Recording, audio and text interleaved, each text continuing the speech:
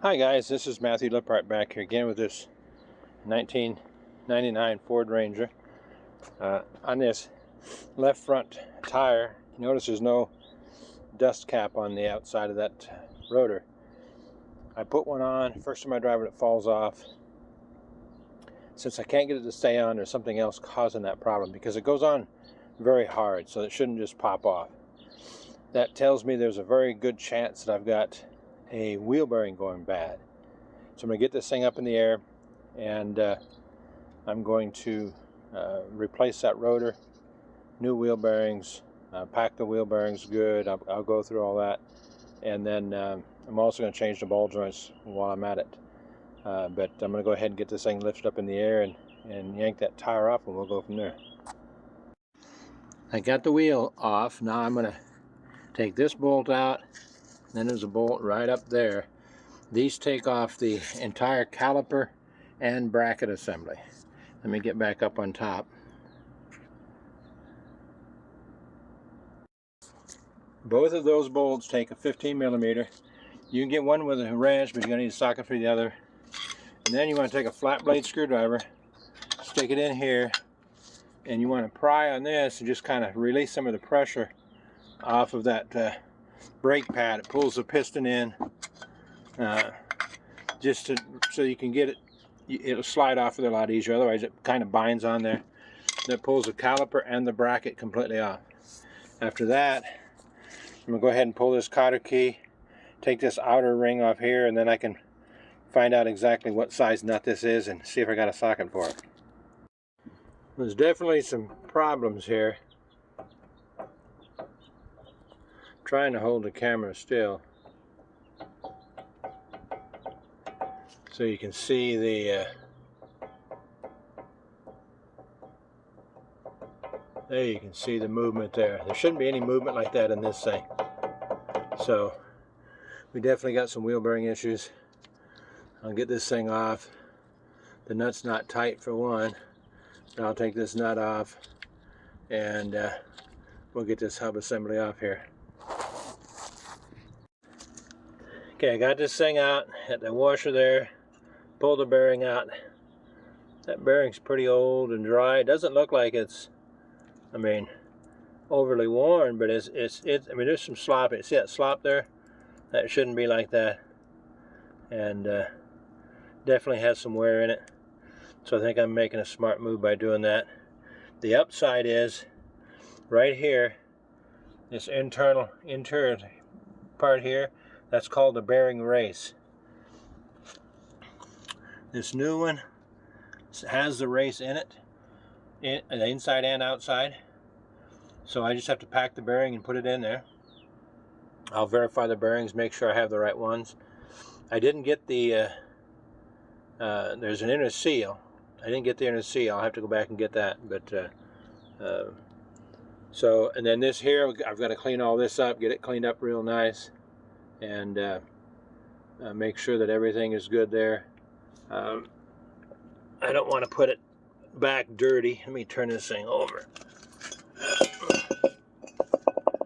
See, there's an outer seal right here. If I turn the other one over, this wheel bearing grease is nasty. See the difference here? There's no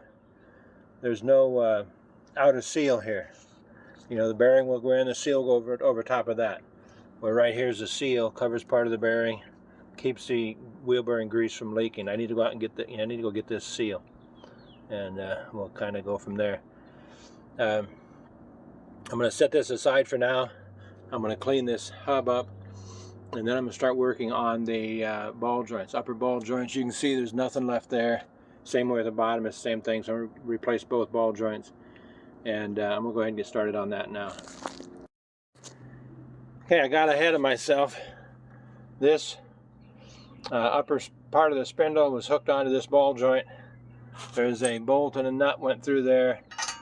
I took both two 15 millimeters, one on each side, and then I took the pressure off it, popped it with a hammer. This is what I'm left with, this ball joint. See how weak that thing?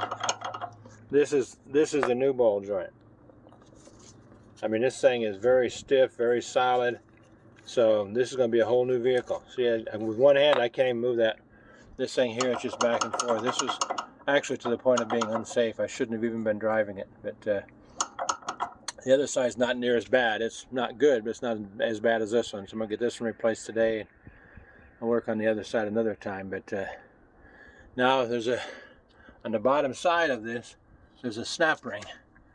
I've got to get all the crud and stuff off of there. I'll probably get my wire brush and expose that snap ring, then take that snap ring off, and then I can pop that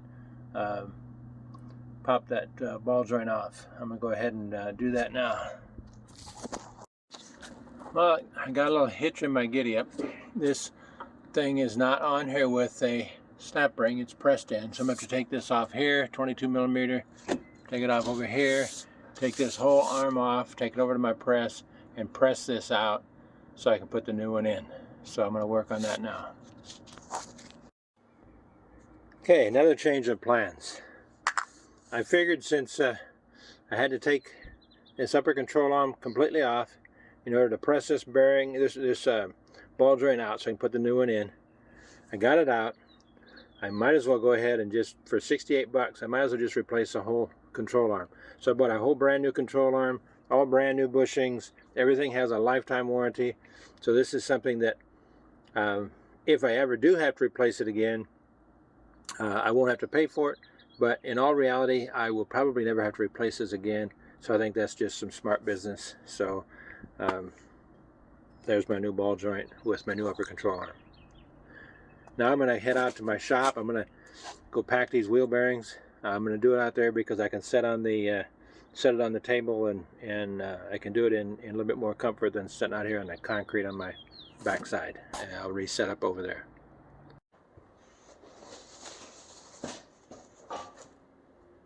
Okay, here I am. I got my rotor, got my inner bearing. I've also got my wheel seal. The bearing will go on first. It will go in here after I get it packed with grease. And then the wheel seal will get pounded in, lightly pounded in right there. And that holds the bearing in, but it also keeps grease from leaking out the inside.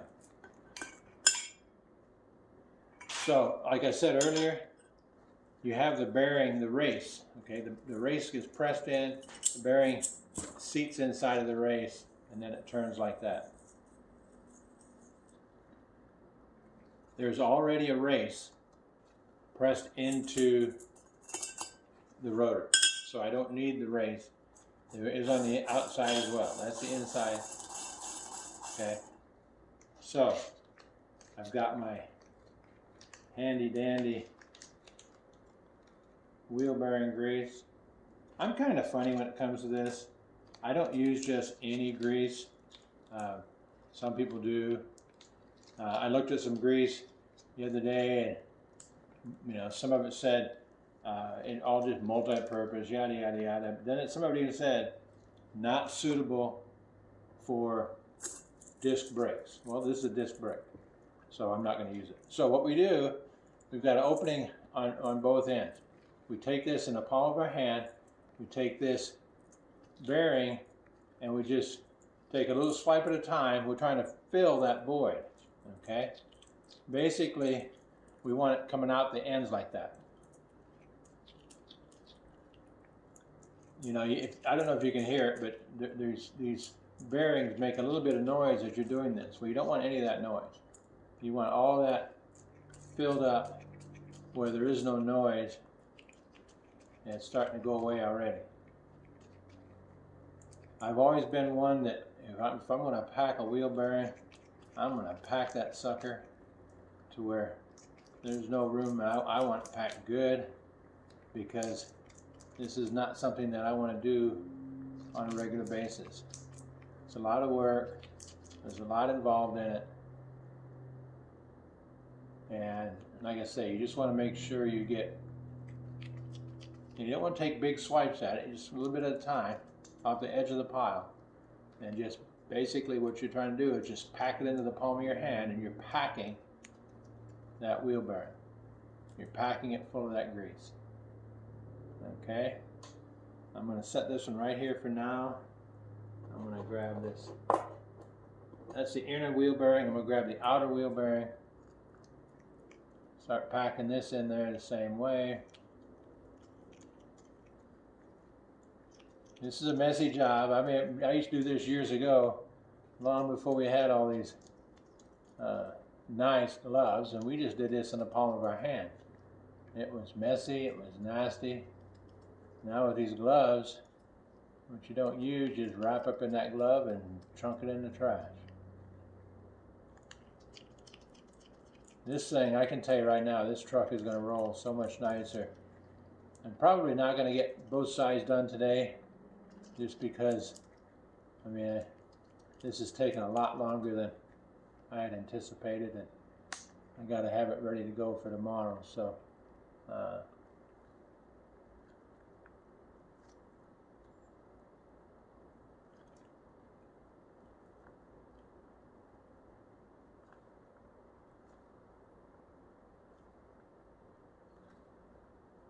I'll make sure these bearings turn, make sure there's grease everywhere.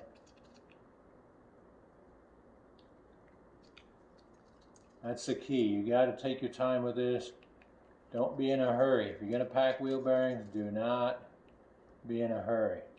Take your time. I've messed up and not packed them good enough, and next thing you know, it's like you're going down the road and your tire's about to fall off. I'm going to double check this inner.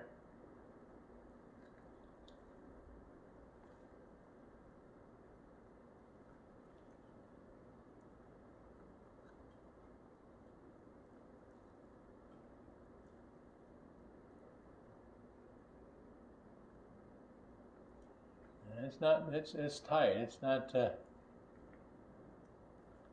I think we're pretty good on that.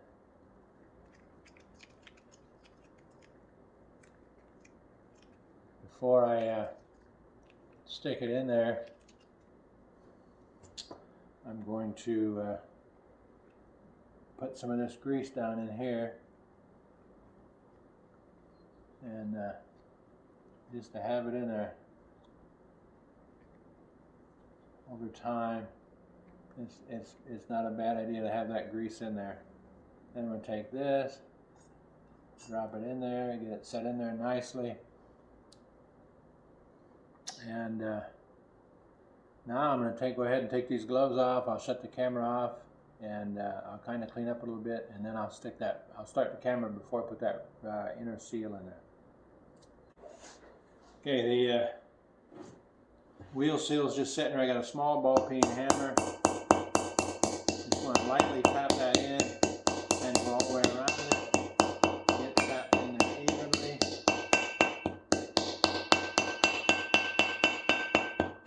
Once you can hear everything sounds the same, it's in there all the way. Alright, now it's in there all the way. That's going to do two things. That's going to seal around the spindle, keep all that grease that I just put in there inside. So now I'll turn it around this way.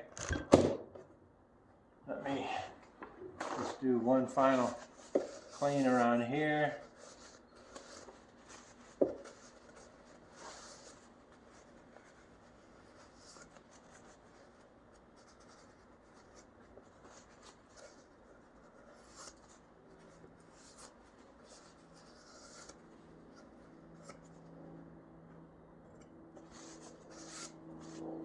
Then, I don't have my glove on, but that's okay.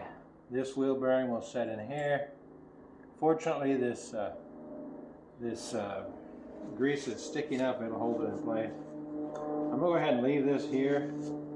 Let it kind of set here, out of the way. I'll cover it just to keep the dust out of it until I'm ready for it. I get that upper control arm on out there. And when I'm ready for this, I'll come get it. And we'll go from there. Okay, I got that new upper control arm in and tightened down. Put a little bit of Kimball Midwest Torque CB penetrating oil on there, and I got it as close as I could to where it was before. And now I'm going to work on the bottom. On the bottom, ball joint, we got basically the same thing. We got the cotter key on this one, got what they call a castle nut, and then on the top there is a snap ring. I'm going to go ahead and get this while I'm down here, get this cotter key out, then we'll get that castle nut off, and then we'll worry about the top. Okay, this castle nut is probably going to be around a 21, 22, probably 21, because 7/8 fits it pretty good, and a 7/8 is a little bit loose on a 22. I just happen to have a 7/8 with me, so I use the 7/8, but it's probably a 21 millimeter, and that castle nut spins right out. Yeah, I just spoke wrong there. This is a 15/16, so it's probably going to be a 23 or 24 millimeter. It's a 15/16, 24, 25, somewhere in there is an inch. So it's probably going to be a 23 or 24 if you're using metric. But the 15/16 does fit on there pretty good. Dozen or so whacks with a 3-pound sledge that come off. Here's that snap ring I was telling you about. You're going to need a snap ring pliers like this. You can take it off without it, but you're going to play hell getting it back on without it. Snap ring pliers is worth its weight in gold doing stuff like this. Again, a half a dozen whacks or so right here. After that snap ring is gone, it popped that thing out. It's just wedged in there. I hope I can get it back in there without having to take this lower control arm off, because that's a lot more work than I want to get into today. But here's the bottom one. See how loose that is. Here's the new one. Big difference there, huh? So this one does have a grease fitting. The factory one didn't. And it should, hopefully, will go up in there fairly easy. But hopefully I don't have to get the press out to press this in. I'll be back. Okay, this one had to be kind of pressed in too. I did it, but yet I did it kind of jerry-rigged it. I took a big socket, put it all the way up over that ball joint, put some pressure on it, and I started banging right here with my 3-pound sledge. It took about 6 hits, and it's up where it needs to be. And now I'll put the snap ring in, and we'll start putting things back together. I do have a grease fitting I have to put in here and put some grease in, but then I'm going to start putting it back together. I don't know if you can see it, but these castle bolts have a hole in them. And the key is to get the castle bolt turned into an area where you can get that cotter key through it like that. I'm going to put it the other way, but just for now I wanted to see what I'm looking at. But you got to make sure these slots in this castle nut line up with that hole so you can stick that cotter key through. And then the cotter key holds that castle nut from backing out. To get this thing all up in here right, I've got a jack underneath where the shock is. I have to jack that up until I get this up high enough where I can get the upper control arm and get that top bolt in, that top ball joint in. Okay, I got the rotor on there. You hear that? Nothing. That's what it's supposed to be. The other one made a whole lot more noise. The other thing is there's no looseness. There's no flopping around. Everything's solid. Before, this whole front end was moving around. Now, I'm probably going to get gigged by somebody on this, but I know they have torque settings for these things. I've been pretty fortunate. I've never set these with a torque wrench. I couldn't even tell you what the torque setting is. As long as it moves freely, it's tight, it's snug, there's no play. I get it to where this little, I don't know what they call this thing, but it goes through there, and a cotter key goes right down through here. That holds everything in place. And then I'm going to go ahead and start putting things back together, put the caliper back on, and get this side buttoned up. Alright, I got everything on except for I got to go get a little dust cover for this. It's the only thing I need right now. It should stay on now. Once I get one, get it shoved on there, it should stay on now. everything's back together. I put some new Kimball Midwest Christmas tree fasteners on that the little plastic fascias here, including this one. This one won't be rubbing against my wheel anymore. Now I just put the wheel on and test drive it. That's it. Okay, I finished this driver's side of this Ranger. I wish I would have taken a front end picture of this thing before, because the whole driver's side kind of leaned, you know, a little bit. And this driver's side tire leaned in terribly bad. And it leaned so much to the driver's side that this passenger side leaned. And I can tell right now the toe's out a little bit on it, and that's okay. I mean, the whole thing is going to have to be aligned after I get the other side done, but it drives down the road straight.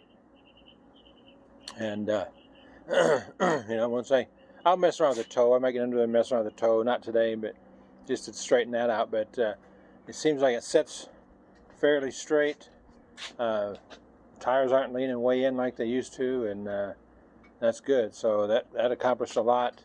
At least now when I go up to Canyon to Lake Isabella on Wednesday, I don't have to worry as much about going off into the river. I hope this video helped you. I know I took some shortcuts. I know I did a couple things that you know, the real mechanics that watch this, they're going to say, "Oh my God, I can't believe he's doing that." But you know, that's okay. I've done this a long time. I'm not certified or nothing like that. I'm a pretty good backyard mechanic, and you know, the things that I've done, the shortcuts I've taken. If you're a novice at this and haven't done much of this, I would encourage you not to do that. I would encourage you to use the torque wrench to torque everything down like you're supposed to. I've done it long enough times that I know by feel what's right, what's not, and you know, we don't take those chances. If this is the first or second or third time you're doing this, make sure you look up your torque specs and make sure you torque all that stuff the way it's supposed to be, so that, you know, when you're riding down the road, that you know you're safe. I hope this helped you. Go ahead and hit that like button. Smash that subscribe button, will you? It helps with these YouTube algorithms. And if you know anybody with a 99 Ford Ranger, go ahead and share this with them. Have them subscribe as well. And feel free to post this on your social media too. It's anybody that I can help with this kind of stuff, that's what I do this for. So like I said, I hope this helps. Until next time, have a great day.